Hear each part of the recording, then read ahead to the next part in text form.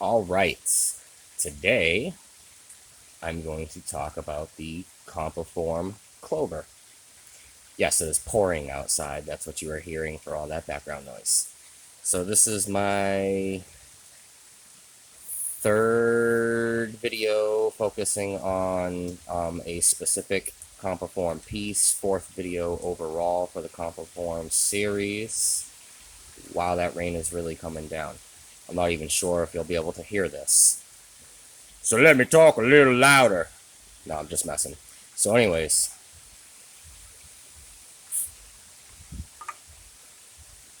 so this is the original one. This is the one that started it all for me. I saw the picture that was originally posted and the video almost immediately following it when CompoForm and Eugene did the post on this. And as soon as I saw it, I was like, man, I need that in my life.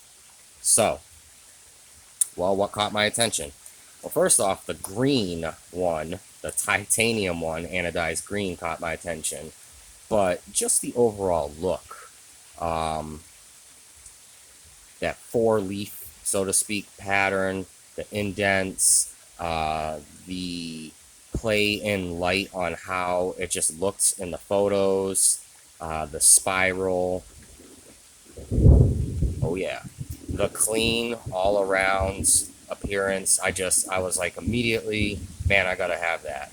So let's go over a couple of things with it. This here is the copper plated brass. Now, I own all three versions. I could have pulled all three of them here, but then I would have just went back and forth and made things probably just so repetitive it's not even funny. So I'm going to go with my favorite one to carry. Not my favorite one overall, but my favorite one to carry. Which in a weird way is my least favorite one because I usually carry the one I'm least concerned about damaging. And if I have another version that's a little bit more expensive or a little bit prettier or that I like a little bit more, I keep that to the side for my emergency backup. Not saying it's the worst one, it's just the one I don't mind beating up the most. This goes free carry in the pocket. I had a pouch for it. I said, screw it. I got three of them. So who cares if it gets dinged up a little bit, which it hasn't yet. This is actually pretty durable copper plating, honestly. I have not even eaten through to the brass underneath with all the wear I've put on this.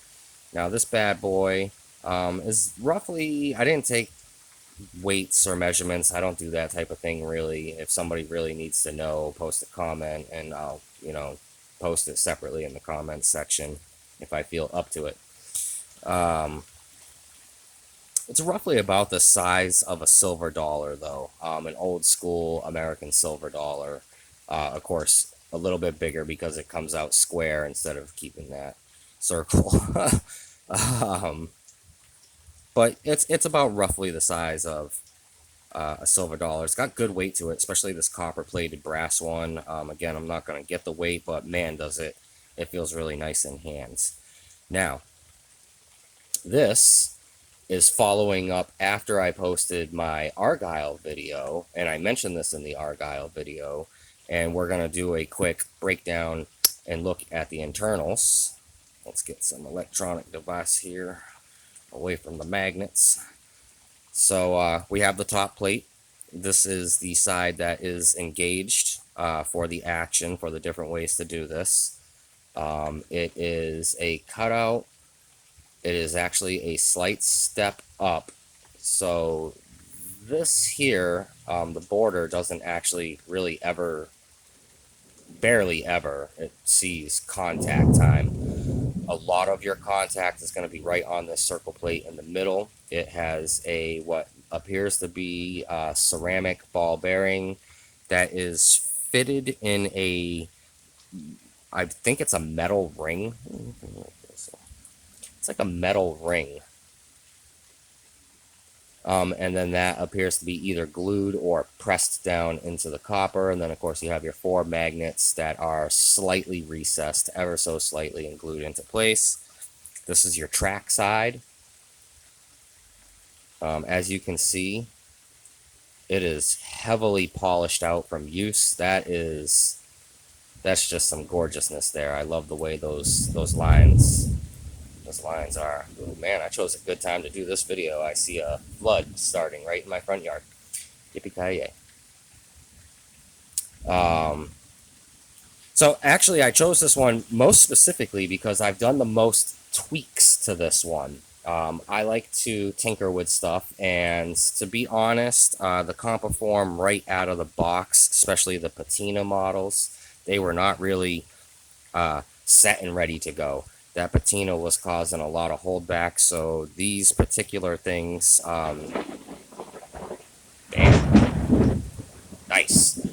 These particular ones, the brass and the copper plated, heavy forced patina. On the underside, I took the patina completely off. I even took the patina out of the inside track on this one to speed up how smooth it was going to be. And then I used it. And as I used it, there was a few tweaks I made along the way. For example, after repeated slamming into place, the softer copper started to kind of bunch up a little bit. You know, if you can kind of see it, it's like a little ridge right there. The copper from repeated extended use started to kind of bunch up. So what I did was I took a stone and I very carefully got it down to decrease the level that it was lifting the plate up. Keep the magnet strength solid. Only took a couple of minutes to do it. Honestly, I did it very carefully, just that little section, so I wasn't scraping or polishing, buffing, whatever, removing metal from the surrounding area. I got it down pretty nice and flat. It's still ridged on the backside, but that really doesn't matter. I wanted the cup, the holding area for the ball, to be nice and rounded off. So it is rounded off. Also, what else did I do? I polished the inside track. And that is all the modifications I made to the bottom plate. For the top plates, I did similar thing. I saw right away that this wasn't even really contacting, so I just did an original polish, but just a quick one. I focused on removing the patina from the middle plate here, step, whatever you want to call it. And as it wore, it got a little bound up every time it hit that ridge. Of course, after quite a bit of use. So I was like, well, what's going on there? I do believe in being honest in my videos, by the way. So this is where the tinkering came in. I realized that the step plate was getting hung up ever so slightly on the ridge when it was passing over it. That is another reason I rounded that off. And then I decided, well, you know what? Let's prevent that from happening anymore. And I very carefully took my stone that I use for my knives. Sorry. And you can kind of see the way it gleams. I very carefully and very evenly just did a quick rounding on that plate edge. And it came out perfect. I didn't have to remove a lot of metal, just enough to kind of take that square edge off and just kind of flush it down just a little bit, so that way if it did encounter the bunched ridge here, it would just boop, pop right over it. That's right, I did that goofy noise. So this was a tinker. This did require, I didn't require the same type of tinkering really with the titanium one. I haven't used the titanium one as much, but as of yet, it, other than being lighter than I typically prefer for my fidgets, it was pretty good to go right out of the box, to be honest. I'm sure over time it'll start to bind just a little bit as it really gets into that heavy use. And then as you use it more, of course, the metal parts, just like on other gear and this gear that I'm showing, of course, it'll polish itself out. These parts have polished themselves out now. There's some rain coming in here, so let me dry this off real quick.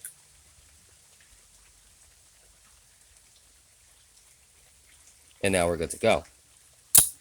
So that is the internals. That is what I did. On the outside, I wanted a easier way to determine which side was up and which side was down.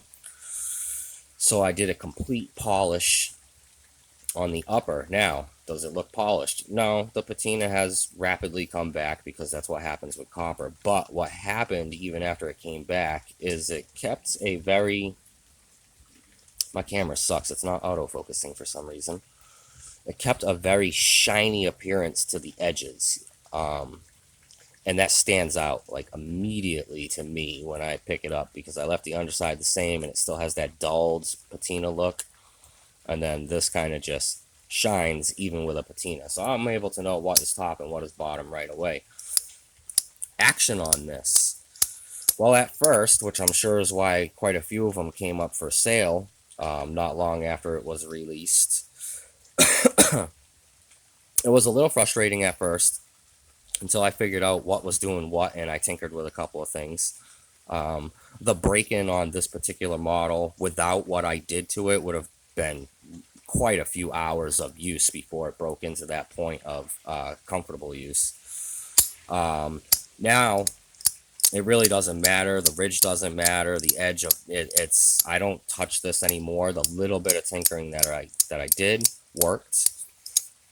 And this is honestly, if I had to choose a favorite for when I'm stressed or my anxiety's a little up or frustrated and I need something that I want, just like an aggressive fidget, this is the one I go to.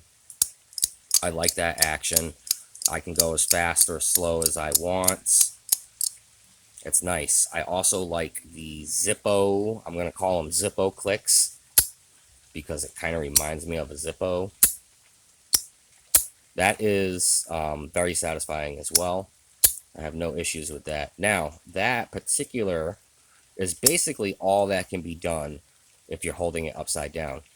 Because of the design, this is designed to rotate around on the track, and the track holds it in place up here.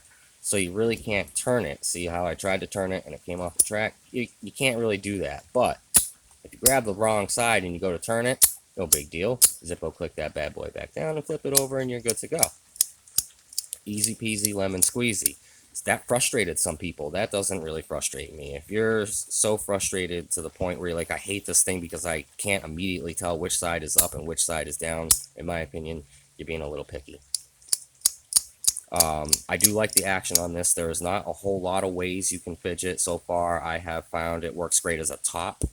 The top piece is a stemless tabletop. I got, God, I forget how much it was. It was like 5, 6, 7 minutes or something like that. I posted it a while ago. So it spins pretty good.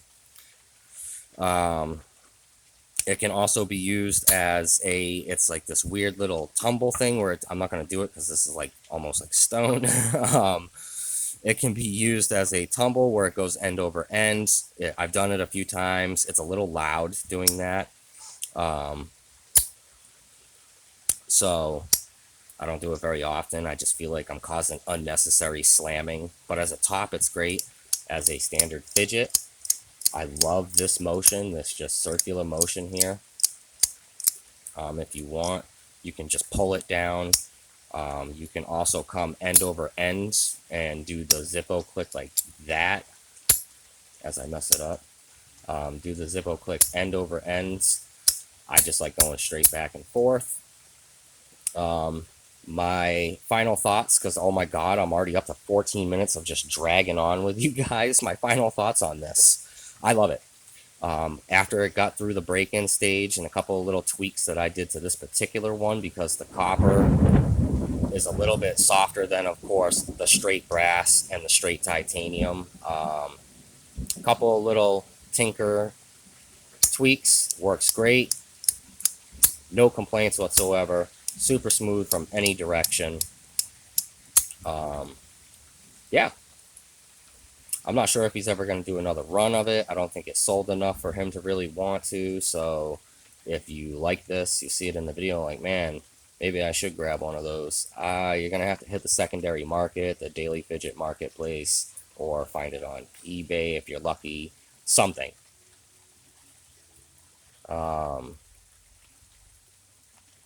Yeah.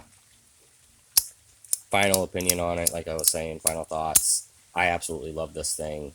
If you have one and you get a little frustrated with it, be patient. Be very patient, because in the end, I can go nice and slow. I can go fast. In the end, it's an excellent magnet fidget. Over 15 minutes. I think this is my longest one yet. I'm sorry if I was repetitive. And you guys got bored. That's me. That's how I do my videos. I ramble until I'm done. I'm done. CompoForm Clover, 2 thumbs up. All 3 models are brilliant. For me, the brass and the copper are my favorite. Titanium's third, just because it's a little on the light side. That's basically it. You guys have a fantastic day. I'm going to have me a cigarette and enjoy this storm that's rolling through.